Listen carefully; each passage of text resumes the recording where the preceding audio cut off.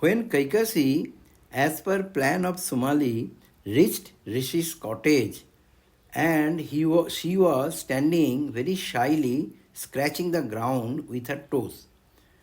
Vaishrava Rishi inquired, "My dear young girl, who are you, and what is your purpose in coming here?" Kaikasi revealed her true identity, and she said that I am daughter of Sumali Rakshas, and what I want you better know by doing your meditation, because I am too shy to tell that. The sage went to deep trance meditation and knew the real reason that this Rakshasi wanted a son. The sage suggested that she should wait till opportune moment comes, as the current time when she is approaching Rishi is not auspicious and only demons and Rakshasas can take birth. But Kaikashi insisted that for their union this is the right time. So, this way Ravana, Kumbhakarna, Surpanakha took birth, and Kaikashi was not very happy, as she was little afraid that because Rishi told, so all of them will be Rakshas, one child should be of a better mentality. So Rishi gave him one more son, he was Bibhishan, and also gave a boon that this son will be a true bhakta, will be a true devotee. Now, Rishi reminded to Kaikashi that this Ravan, who has taken birth with 10 heads and 20 hands, will be the reason of demise of the whole Rakshasa dynasty. And Ravan's name at the beginning was Dasgriva. I am not going to the birth of Ravan's story, because for that a full video I have made earlier. Now, I just touch upon a point. Ravana and Kumbhakarna were none other than the two doorkeepers of Lord Vishnu. Their name was Jai and Vijay. They were cursed by Chatush Kumar and they took birth as, in their first birth, they took birth as Hiranyak and Hiranyakshipu, and this was their second birth when they came as Ravan and Kumbhakarna. So, in this, they had also took the third birth, where they took birth as Shishupal and Jarasandha, and in all these births they were killed by Vishnu, and that's the way they got liberated and went back to Godhead. Now, this Ravana, whose name was Dasgriv at that time, was actually very, very powerful but knowledgeable child in little later. Now he learned all Vedas and Shastras within 3 years of his birth. He learned all Shastra Vidya, all firearms and arms within 2 years after that. He was exceptionally adventurous. He was intelligent, equivalent to 10 rishis, extremely arrogant and proud. He was dominating and with a harmful mentality. He had no respect for dharma. He was a voracious eater, very huge in size and shape, and his vices are much more than virtues.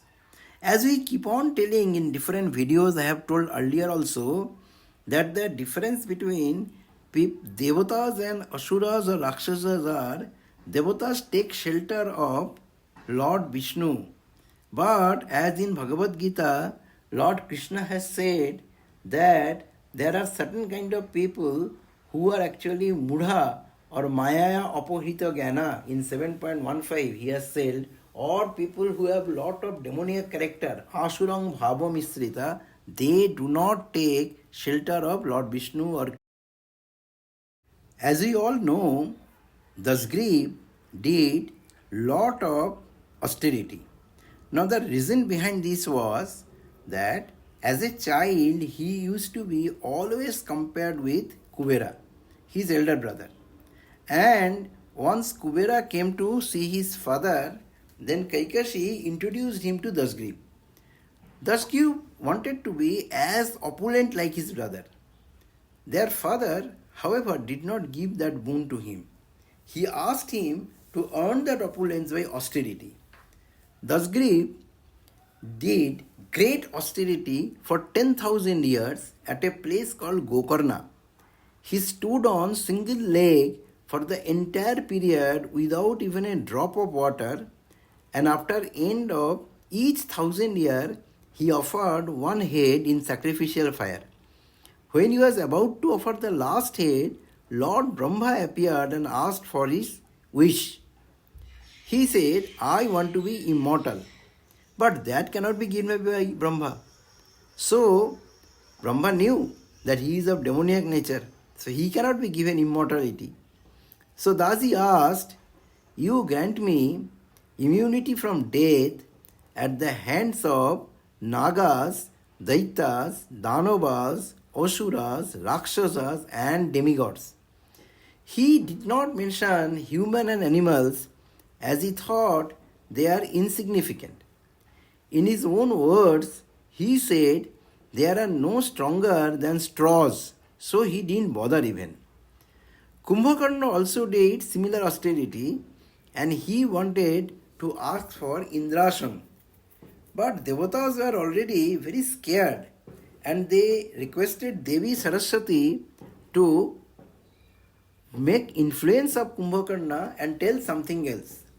Devi Saraswati took permission from Brahmaji and she sat on the tongue of Kumbhakarna, and instead of telling Indrasan, Kumbhakarna asked for Nidrasan. And that is how he had wife as Nidra, and Nidrasan means every 6 months he used to sleep only. Bibhishan asked for association of Vishnu and lotus feet of Sri Ram, and he was provided immortality by Lord Brahma. And Surpanakha, as I told in the previous chapter, she asked for the boon of transmigration to a beautiful girl whenever she wants, and also roaming around everywhere without any vehicle. So this was the boons these brothers and sisters got from Brahma.